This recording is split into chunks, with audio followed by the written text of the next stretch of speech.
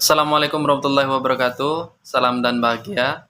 Sebelumnya perkenalkan saya Galih Suseno NIM 2019 017025 dari Fakultas Ekonomi Program Studi Akuntansi Universitas Sarjanewata Taman Siswa Yogyakarta. Baik, pada kesempatan kali ini saya akan mempresentasikan skripsi saya yang berjudul Pengaruh Finansial Literasi dan Finansial Teknologi terhadap Pengelolaan Keuangan Mahasiswa dengan Pemahaman Tripantangan sebagai Variabel Moderasi. Untuk latar belakang, pengelolaan keuangan adalah kemampuan seseorang untuk dapat mengendalikan sumber daya keuangan yang dimiliki untuk mencapai kesejahteraan hari ini dan masa yang akan datang, serta dalam pelaksanaannya diperlukan kedisiplinan.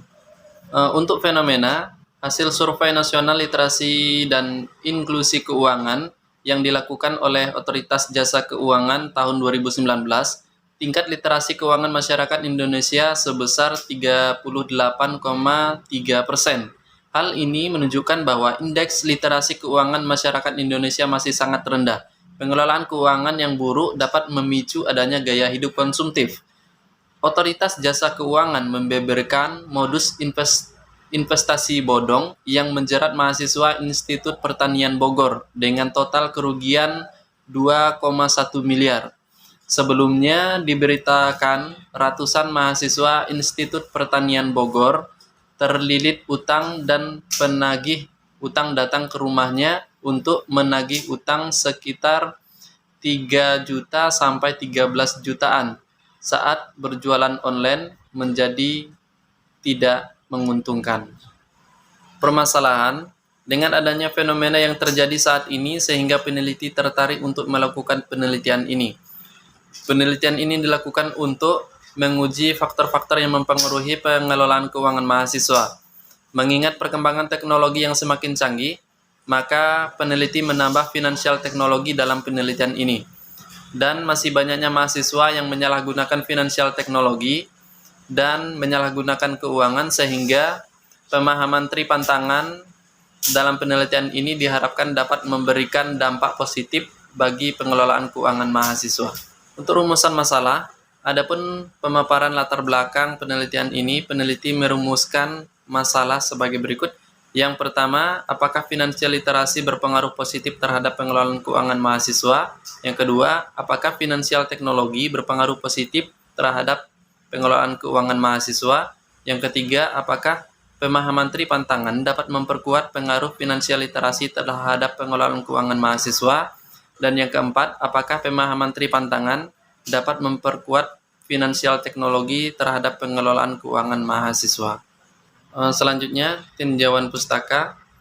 Untuk kajian teori yang digunakan dalam penelitian ini yaitu dua teori, yaitu teori of-learned behavior dan teori acceptance model. Yang pertama, teori of-learned behavior merupakan lanjutan dari teori of resonant action.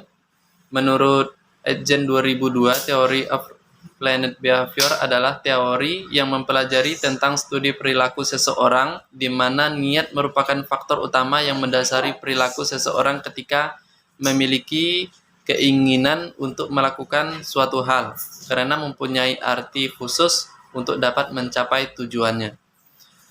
Untuk teori acceptance model, menjelaskan bagaimana faktor psikologis internal individu berperan dalam mengadopsi teknologi baru dengan fokus pada dua keyakinan, yaitu perceived usefulness, digambarkan sebagai keyakinan individu bahwa memanfaatkan teknologi baru akan meningkatkan kinerja pekerjaan, dan perceived ease of use yang menggambarkan tentang keyakinan individu bahwa menggunakan teknologi baru sangat sederhana dan membutuhkan sedikit usaha.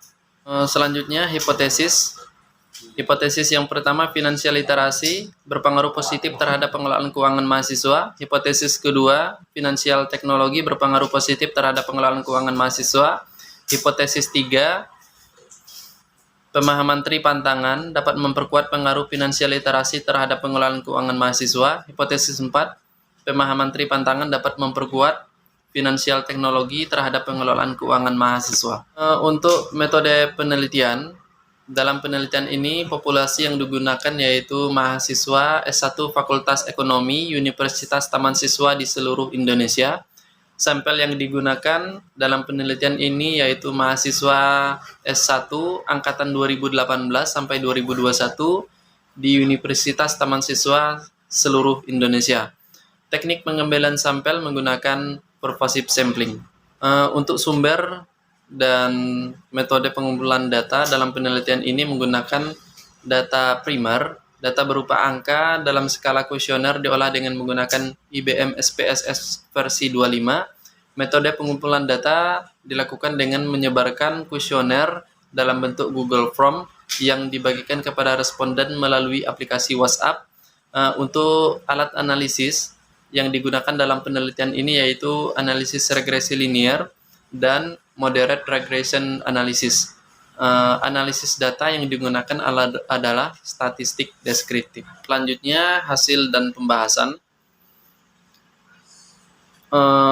Untuk hasil uji statistik deskriptif. Selanjutnya hasil uji normalitas. Berdasarkan tabel di atas terlihat nilai ISIM signifikan adalah 0,200 lebih besar dari 0,05 sehingga dapat disimpulkan bahwa data berdistribusi normal. Selanjutnya hasil uji heteroskedastisitas. Berdasarkan tabel tersebut terlihat bahwa nilai signifikansi lebih besar dari 5%. Dengan demikian variabel yang diajukan dalam penelitian ini tidak terkena heteroskedastisitas. Selanjutnya hasil uji multikolineritas. Berdasarkan tabel tersebut terlihat bahwa nilai toleransi lebih besar dari 0,10 atau nilai VIV lebih kecil dari 10. Artinya tidak terjadi multikolineritas. Selanjutnya untuk hasil uji hipotesis. Hasil uji regresi linear berganda yang model 1. Hipotesis yang pertama, hasil nilai T hitung sebesar 8,647, koefisien regresi sebesar 0,449 dengan nilai signifikan 0,00 lebih kecil dari 0,05. Maka hipotesis 1 dalam penelitian ini diterima. Untuk hipotesis 2, hasil nilai T hitung sebesar 6,783, koefisien regresi beta sebesar 0,343 dengan nilai signifikansi 0,000 lebih kecil dari 0,05. Maka hipotesis 2 dalam penelitian ini diterima. Selanjutnya, hasil uji regresi linear berganda model 2. Hipotesis 3, hasil nilai T hitung sebesar 7,443, koefisien regresi beta sebesar 0,012 dengan nilai signifikansi 0,000 lebih kecil dari 0,05. Maka hipotesis 3 dalam penelitian ini diterima. Untuk hipotesis 4, hasil nilai T hitung sebesar 1,397, koefisiensi regresi beta sebesar 0,001 dengan nilai signifikansi 0,163 lebih besar dari 0,05 sehingga hipotesis 4 dalam penelitian ini ditolak. Hal ini dikarenakan tingkat perkembangan teknologi semakin pesat dan tren pembayaran dengan menggunakan finansial teknologi yang berpotensi mempengaruhi pola perilaku seseorang dalam mengelola keuangan serta terpengaruh oleh perkembangan zaman sehingga mahasiswa sulit untuk mengelola keuangannya dengan baik. Untuk kesimpulan, berdasarkan hasil penelitian dan pembahasan dapat disimpulkan bahwa finansial literasi berpengaruh positif dan signifikan terhadap pengelolaan keuangan mahasiswa. Finansial teknologi berpengaruh positif dan signifikan terhadap pengelolaan keuangan mahasiswa.